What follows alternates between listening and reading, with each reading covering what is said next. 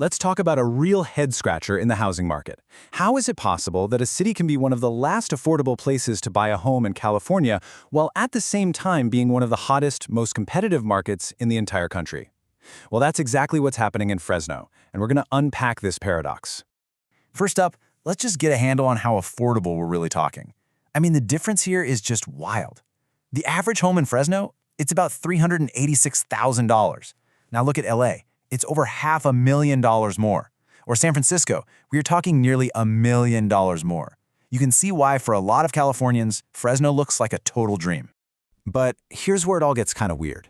Despite those prices, a recent survey from Construction Coverage ranked Fresno as the 15th hottest real estate market in the entire United States. Not just California, the whole country. So this isn't some sleepy, overlooked town. It's an absolute battleground for buyers. And you can see just how fierce that battle is with this number. More than a third of all homes sold in Fresno go for above the asking price. Just let that sink in. In this affordable city, more than 1 out of every 3 sales turns into a bidding war.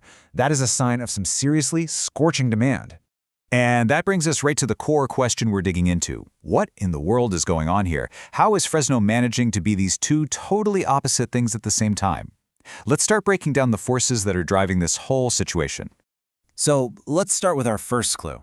And honestly, the simplest part of the answer has to do with Fresno's location. And, its relative affordability inside a state that's famous for being crazy expensive. This is the first big thing pushing up demand.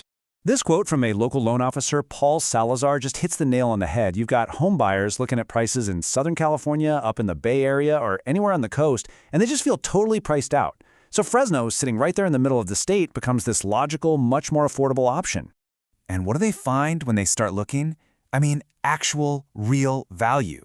Take this place, for example. A beautiful gated home, 3 beds, 3 baths, nearly 3,000 square feet for around $530,000. A home like that is just a complete fantasy in a place like LA. Or how about this one? 4 bedrooms, 3 baths for under $500,000. So you see, it's not just about numbers on a chart. It's about the kind of life, the kind of space that suddenly becomes possible for families who are completely shut out of other markets. That kind of value is a huge magnet for buyers. But, affordability is only half the picture. It explains why people want to move to Fresno, but it doesn't explain why the market is so competitive. For that, we've got to look at a much more fundamental economic principle. Yep, market analysts are super clear on this. The main reason Fresno's market is so hot is just strong demand compared to the available supply. It's Econ 101, really. You've got this growing wave of buyers, all drawn in by that affordability, and they're all chasing a pretty limited number of homes for sale. That imbalance is what sparks the bidding wars and pushes prices up. Okay, so this is where the story gets a lot more complicated and honestly, a lot more controversial. If the problem is too much demand, then the next question has to be, who exactly is creating that demand? And the answer to that question is stirring up a huge debate in the city. Is it just regular families looking for an affordable place to live? Or is there another, much bigger player in the market that's pushing them out of the way? Let's take a look at the two competing arguments here. So on one side of this, you've got city officials like Councilmember Annalisa Perea. She's pointing to this growing fear that large-scale corporate investors are a huge part of the problem, that they're actively competing with and a lot of times outbidding local families. So the argument pretty much goes like this. You've got these huge companies, some that own literally thousands of properties in the area, and they have the cash and the resources to just muscle out a traditional home buyer. The worry is so real that the city council just approved a plan to formally study how much these corporate landlords are impacting the housing market. But then there's a really strong counter-argument. A housing policy expert, Stan Oklabazgia, he suggests that by focusing on corporate landlords, you're kind of missing the forest for the trees. From his perspective, the real bad guy here isn't the type of buyer. It's the simple hard fact that there just aren't enough homes for everybody. So you end up with these two competing views. One says the problem is who is doing the buying, and the fix is probably some kind of regulation.